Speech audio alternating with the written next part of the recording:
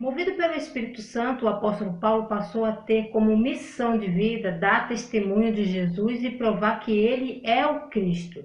Nessa lição, veremos como Paulo pregou a Cristo no poder do Espírito, seu argumento sobre a plenitude do Espírito Santo e a fonte da revelação do Espírito Santo em seu ministério. Confirmaremos que o ministério do apóstolo Paulo foi um ministério no poder do Espírito Santo. O que Paulo pensava sobre poder? Como ele define isso? Escrevendo à igreja em Tessalônica, Paulo testificou: o nosso evangelho vos foi transmitido não só por palavras, mas também com poder no Espírito Santo e com plena convicção. A pregação de Paulo não se limitou à sabedoria e eloquência humanas. Na verdade, era o contrário. Sua pregação foi marcada pelo poder do Espírito Santo. Sem o Espírito Santo na pregação, as pessoas ficam com sermões que informam e reformam, mas não transformam. Devemos priorizar a busca de Deus pela presença e poder de seu Espírito em nossa pregação. Quando Paulo fala de poder, do que ele está falando? Essas são apenas algumas perguntas que precisamos fazer quando consideramos a palavra dunamis nas cartas de Paulo. E, felizmente, não é muito difícil descobrir o que Paulo pensa sobre essa palavra, pois ele a usa com muita frequência. A palavra grega dunamis nas escrituras significa poder, força ou habilidade. A palavra dunamis também é usada para se referir a um milagre ou o próprio poder de um milagre. Quando as mulheres ensanguentadas tocavam nas vestes de Jesus e foram curadas, por exemplo. Todo o poder vem do Senhor. E é por isso que o dunamis demonstra o poder, a força e a força do Senhor, Deus, trabalhando em sua criação e na vida do seu povo. O poder de Deus está operando em seu povo para glorificar a si mesmo. A paz do Senhor, povo lindo de Deus. Para você que é novo por aqui, eu sou a diaconisa Tânia Anjo. Estamos estudando o quarto trimestre das lições bíblicas da editora CPAD da classe dos adultos, que tem o tema O apóstolo Paulo, lições da vida e ministério do apóstolo dos gentios para a igreja de Cristo. O comentarista é o pastor Elienay Cabral. Ele é conferencista, teólogo, membro da Casa de Letras Emílio Conde, comentarista das lições bíblicas da CPAD e membro também do Conselho Administrativo da CPAD. A lição de hoje é a lição 6. Paulo no poder do Espírito. O textuário nos diz assim: E impondo-lhes Paulo as mãos, veio sobre eles o Espírito Santo e falavam línguas e profetizavam. Atos capítulo 19, versículo 6. A verdade prática nos diz assim: uma vez movidos no poder do Espírito, podemos ser bem-sucedidos na missão de pregar o Evangelho a toda criatura.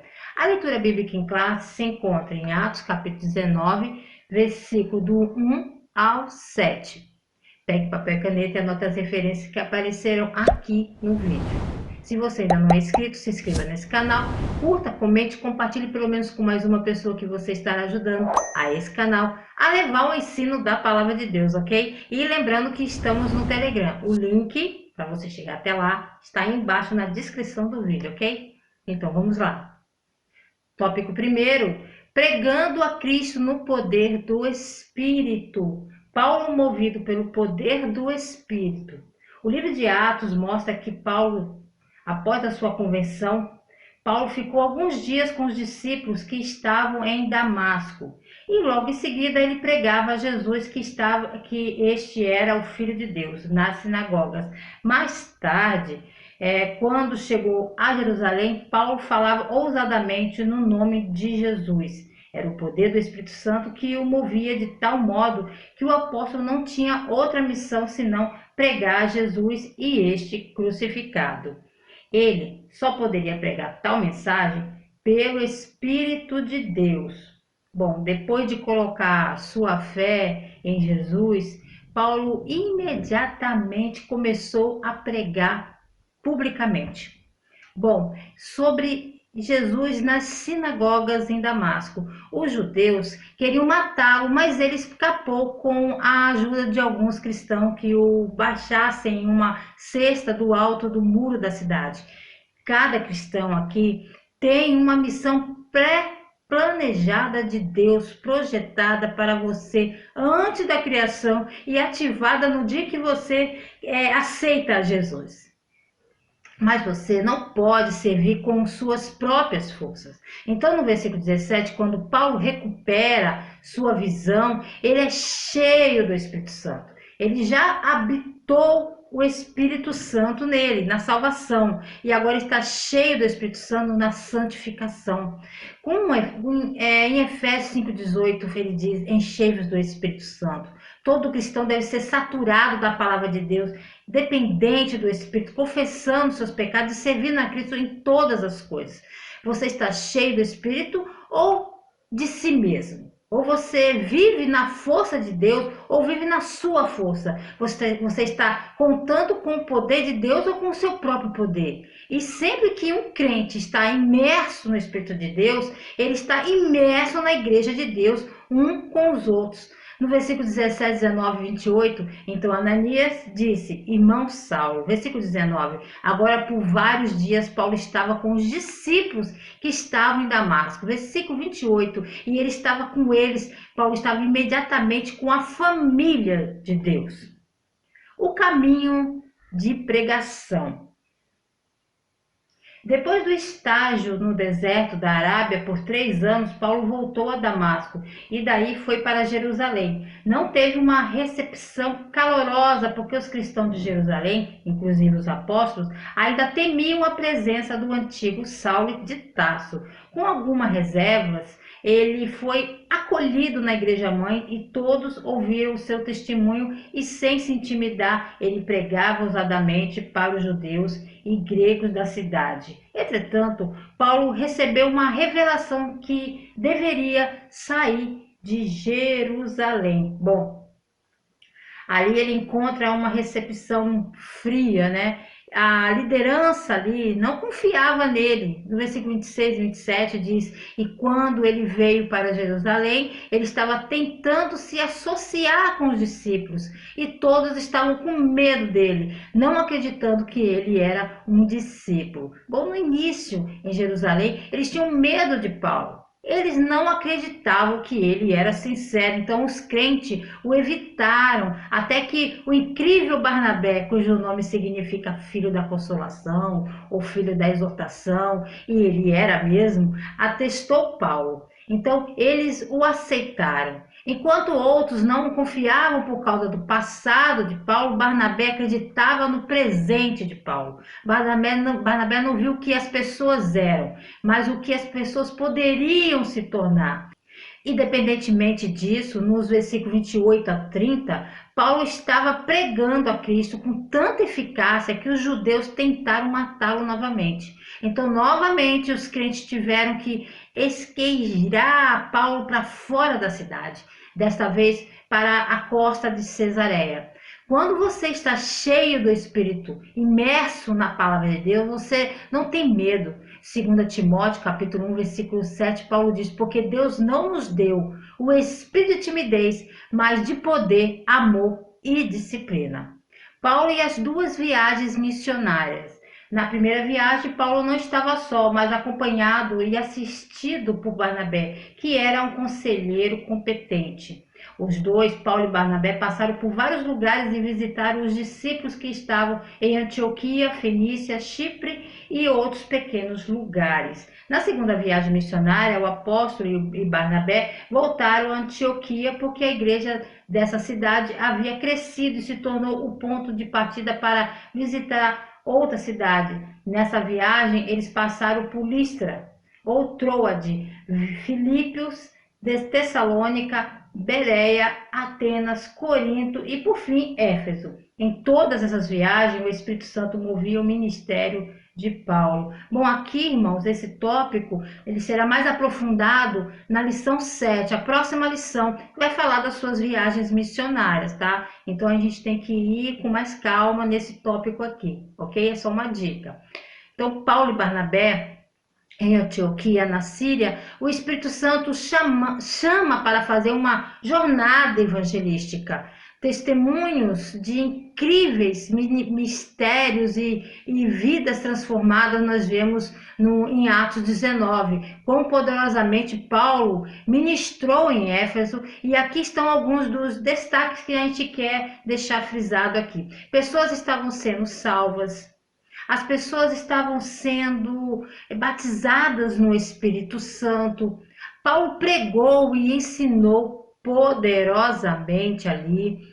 Milagres extraordinários estavam acontecendo por meio de Paulo. Lenços e aventais que tocaram foram levados aos enfermos e suas doenças foram curadas, e os espíritos malignos os deixaram. Muitos confessaram suas más ações e queimaram seus pergaminhos ocultos no valor de mais de 10 milhões de dólares, se fosse nos tempos de hoje, muito valiosos. Paulo é conhecido como o maior missionário de todos os tempos. Ele foi até os confins do mundo conhecido na sua época, com o coração em chamas para levar a mensagem do Evangelho a todos os grupos de povos perdidos da terra. Por meio de suas jornadas, aprendemos o modelo bíblico para fazer missões e ganharmos uma compreensão de como prosseguir em meio às dificuldades que certamente surgirão. Nas suas viagens missionárias, o Espírito Santo moveu a Paulo no caminho de pregação. Tópico 2. O argumento de Paulo sobre a plenitude do Espírito Santo. Paulo aclara o ensino sobre a plenitude do Espírito Santo.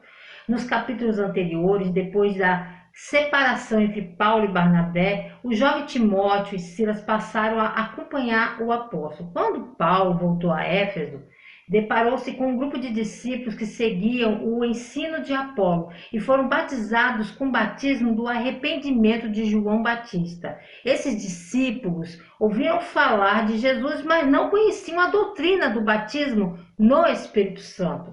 Eles haviam crido em Cristo, mas nada sabiam a experiência do Pentecostes. Paulo percebeu que, a despeito de terem crido em Cristo das Escrituras, eles não haviam recebido o poder do Espírito para se tornarem testemunhas do Senhor. Esse grupo aqui, que inclui 12 homens, não está claro em que circunstâncias Paulo encontrou essas pessoas.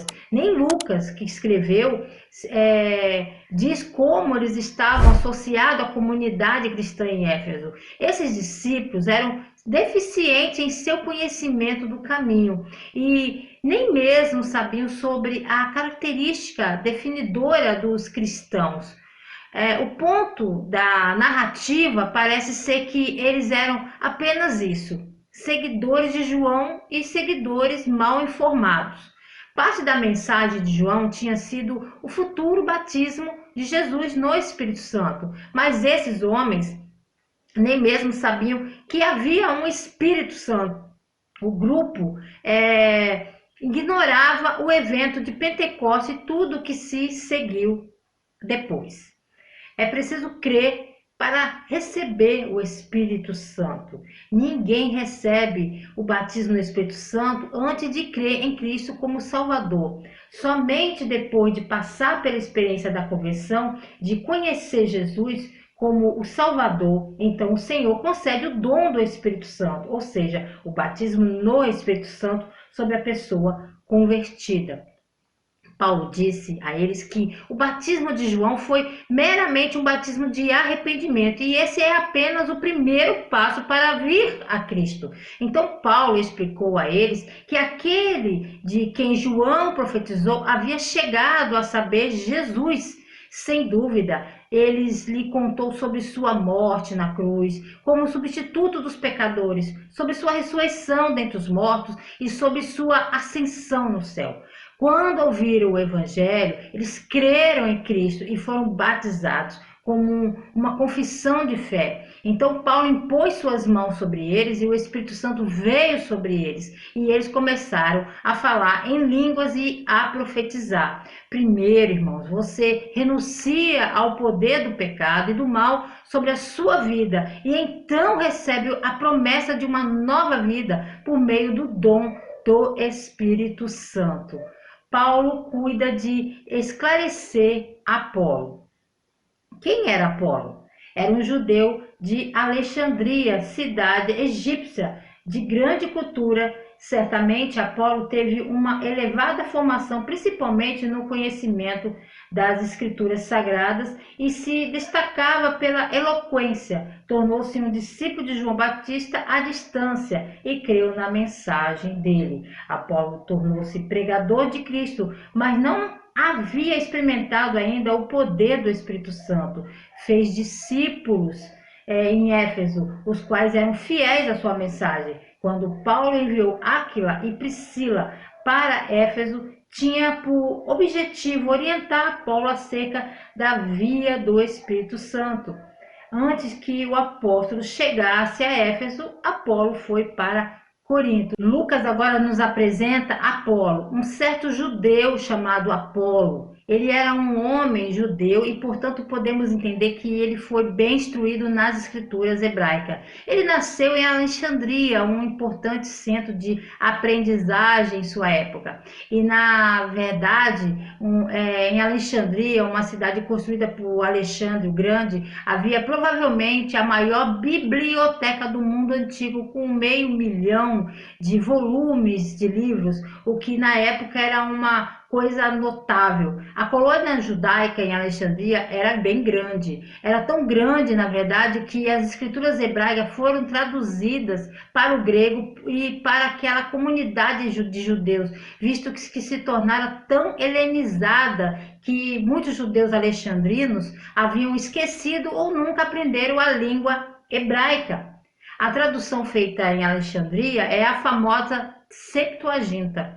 Alexandria, posteriormente, contou com Filo, o filósofo, entre suas fileiras. Alexandria estava onde? No Egito.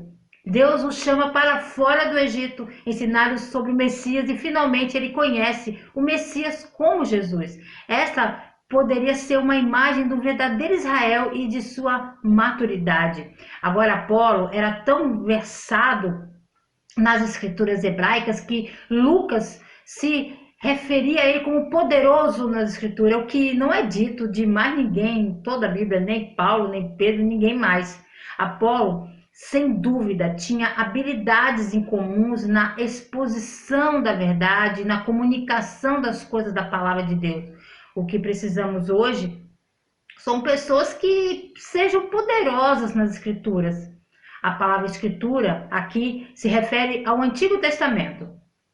Ele não era um cristão neste ponto, consequentemente não tinha habitação do Espírito Santo. Ele era um santo do Antigo Testamento.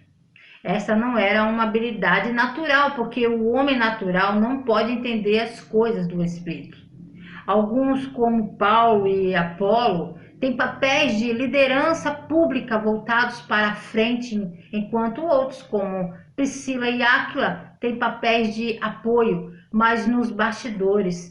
Mas não importa o nosso papel na família de Deus, podemos ter certeza de que Deus nos conhece, nos ama e fornece o único reconhecimento que realmente importa. O apóstolo Paulo cuidou para esclarecer Apolo a respeito da plenitude do Espírito Santo. Tópico 3. A fonte do ensino de Paulo sobre o Espírito Santo aos Efésios. As Escrituras como fonte de revelação sobre o Espírito Santo. Visto que Paulo era um erudito nas Escrituras e a sua primeira fonte de conhecimento acerca da divindade era a revelação do cânon do Antigo Testamento. Sua compreensão sobre Deus era monoteísta, tanto quanto todos os demais judeus. A doutrina da Santíssima Trindade, mais especificamente a pessoa do Espírito Santo, estava presente no Antigo Testamento de forma subjetiva. A Trindade é ensinada tanto no Antigo Testamento quanto no Novo Testamento. É ensinado por implicação no Antigo e por declaração direta no Novo. Isaías 48:16 refere-se explicitamente a todas as três pessoas da Trindade. E agora o soberano Senhor, que é o Pai, me enviou o Filho para o seu Espírito, o Espírito Santo. Não estou sugerindo aqui que Isaías entendeu totalmente a Trindade, ou que os leitores judeus teriam entendido o que significava, mas eu acho que à luz do Novo Testamento podemos dizer que esta é ser uma declaração clara da Trindade no Antigo Testamento. Em suma, para nós que lemos Efésios, devemos prestar muita atenção ao que Paulo diz sobre a Trindade, ao ver o Pai, o Filho e o Espírito. Entendemos melhor o plano de Deus para o mundo de unir todas as coisas em Cristo. Da mesma forma, veremos como Cristo é o prisma pelo qual conhecemos o Pai e o Espírito. Em outras palavras, porque o Pai planejou que o Filho fosse o centro da salvação e o Espírito foi dado para conduzir as pessoas ao Filho. Nós que nos preocupamos profundamente com a Trindade, seremos os mais centrados em Cristo, pois ser centrado em Cristo é ser esmagadorosamente trinitário. Na verdade, opor a centralização em Cristo contra a Trindade, como alguns têm feito recentemente, é interpretar mal a obra trina de Deus na história da redenção e a maneira como Cristo revela toda a divindade. De modo geral, o poder para Paulo estava enraizado no Deus triuno e experimentado por seu povo quando a vida da ressurreição de Cristo foi graciosamente dada aos eleitos de Deus por meio da fé no Evangelho. É por isso que Paulo pode falar de sinais milagrosos, mas também falar com mais consistência a fervor sobre o poder espiritual experimentado na salvação. Como Paulo pergunta em Gálatas, aquele que lhes dá o seu Espírito e opera milagres entre vocês, realiza estas coisas pela prática da lei ou pela fé com a qual receberam a palavra? Considere o exemplo de Abraão. Ele creu em Deus e isso lhe foi creditado como justiça. O Pentecoste como fonte de revelação do Espírito Santo. A segunda fonte reveladora do Espírito Santo era a experiência vivida pelos apóstolos no dia de Pentecostes. Em seguida, a sua própria experiência quando foi cheio do Espírito Santo, depois da convenção. Se o Antigo Testamento mostrava o Espírito Santo de forma subjetiva, o Novo Testamento, em especial o Pentecoste, revelava a atuação do Espírito Santo de maneira objetiva e clara. A partir de Atos 2, há uma ligação direta com o Antigo Testamento. No discurso de Pedro, no dia de Pentecoste, logo após os discípulos falarem em línguas ali em Jerusalém, pelo poder do Espírito Santo. Pedro cita ali o livro de Joel do Antigo Testamento, que fala sobre o Espírito de Deus sendo derramado sobre toda a carne nos anos vindouros. Pedro afirma que a chegada repentina do Espírito Santo naquele dia é um cumprimento da profecia de Joel, falada muitos séculos antes. A primeira menção do Espírito Santo no Antigo Testamento, entretanto, é encontrada em Gênesis capítulo 1, versículo 2. Paulo ensina acerca do Espírito Santo aos Efésios. Ao ensinar sobre o Espírito Santo aos Efésios, Paulo não desfez a mensagem de João Batista, nem a de Apolo. Pelo contrário, o apóstolo fortaleceu a mensagem de João Batista e revelou o Cristo profetizado por João, exatamente como que havia de vir. A seguir, Paulo anuncia sobre o Espírito Santo aos Efésios, os quais recebem a mensagem que havia sido consumada no dia de Pentecostes. Então, ora por eles e impõe as mãos sobre suas cabeças, e o Espírito Santo derramado como chuva abundante sobre todos, e começaram a falar em línguas e a profetizar. Iniciou-se um grande avivamento na igreja de Éfeso. Essa experiência levou os discípulos de Efésios a anunciarem Jesus como Salvador e fez a igreja crescer. Nesse tempo, sinais e prodígios foram marcas externas da presença e do poder do Espírito Santo na vida da igreja. Enquanto Apolo estava em Corinto, Paulo chegou ao importante porto de Éfeso, uma cidade com uma história rica. Em Efésios, uma triangulação de poder. O poder vem de Deus, Pai, por meio de Cristo ressuscitado e por meio do Espírito Santo.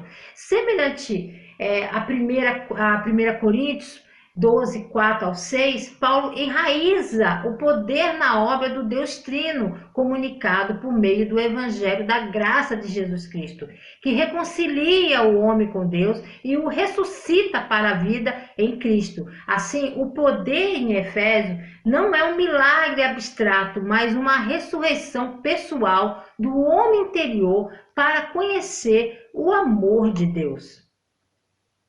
As Escrituras são a primeira fonte de revelação do Espírito, enquanto o Pentecostes é a segunda. Conclusão na revista. No poder do Espírito, o apóstolo Paulo, além de realizar curas e milagres em nome de Jesus, levou a igreja em Éfeso a espalhar o Evangelho de Cristo. À luz desse exemplo, precisamos resgatar a simplicidade da fé cristã, buscando os sinais que demonstram o poder do Espírito Santo hoje.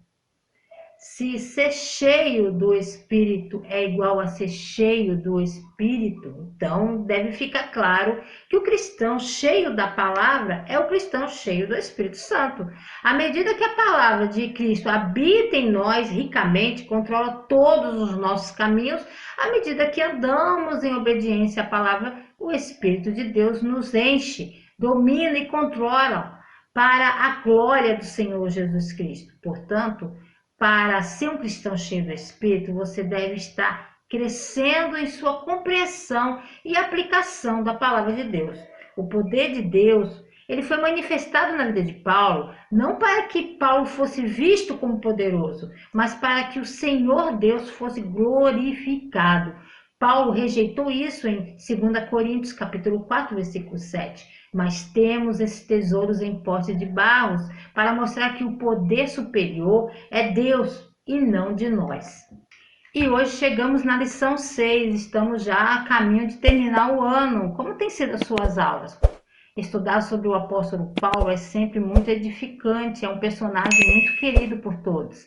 E temos aprendido muito com ele, estamos no meio do caminho. Espero que o ensino de hoje sirva como subsídio para a sua aula. E não esqueça de curtir, se inscreva no canal se você não é inscrito, que chegou até o final. Quero agradecer a você que tem se inscrito nesse canal, que tem nos dado um voto de confiança, não posso esquecer. A vocês, Deus abençoe, que o Espírito Santo conduza suas mentes para que você possa falar muito mais do que eu aqui, porque o Espírito Santo, ele tem uma vestidura especial para cada um. Amém? Deus abençoe seu ministério, a sua vida e a sua casa. Que essa semana seja uma semana de bênção na sua vida. Querendo o Senhor, se Ele não voltar, estarei de volta aqui a mais um Resumo EBD. A paz do Senhor a todos.